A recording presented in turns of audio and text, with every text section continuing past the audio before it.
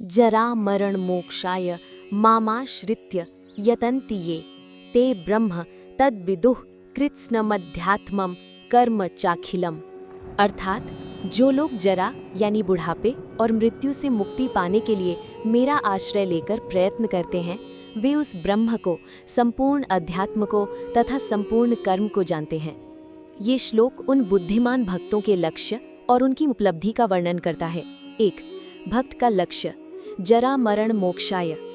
उनका लक्ष्य कोई अस्थायी सांसारिक या स्वर्गीय सुख नहीं है। उनका लक्ष्य है जरा मरण मोक्षाय, यानी बुढ़ापे और मृत्यु के चक्र से मोक्ष या स्थायी मुक्ति।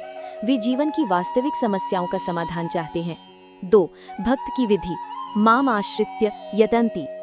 वे इस लक्ष्य को किस प्रकार प्राप्त करने का प्रयास करते हैं? माम आश्रित्य यानी मेरा आश्रय लेकर। वे अपनी शक्ति पर नहीं बल्कि भगवान की कृपा पर निर्भर करते हैं। वे भक्ति योग का अभ्यास करते हैं। 3. भक्त की उपलब्धि ते ब्रह्म तद विदुः कृत्स्नमध्यात्मम कर्म चाखिलम। ऐसे भक्त क्या जान जाते हैं? वे केवल कृष्ण को ही नहीं बल्कि वास्तविकता के अन्य पहलुओं को भी पूरी तरह से जान जाते हैं। कृष्ण यहाँ 3 महत्वपूर्ण शब्दों का परिचय देते हैं। तत् ब्रह्म, उस ब्रह्म को, वे निराकार ब्रह्म के स्वरूप को जानते हैं।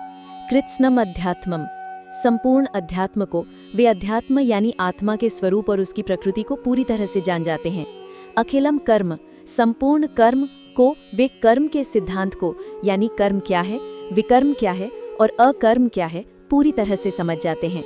श्लोक का सार: जो लोग जीवन के वास्तविक दुखों, जन्म, मृत्यु, जरा, व्याधि से मुक्त होने के लिए भगवान कृष्ण की शरण लेते हैं, उन्हें केवल भक्ति ही नहीं बल्कि पूर्ण आध्यात्मिक ज्ञान भी प्राप्त होता है।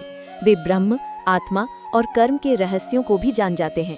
ये श्लोक ये स्थापित करता है कि कृष्ण की भक्ति ही संपूर्ण ज्ञान का स्रोत है।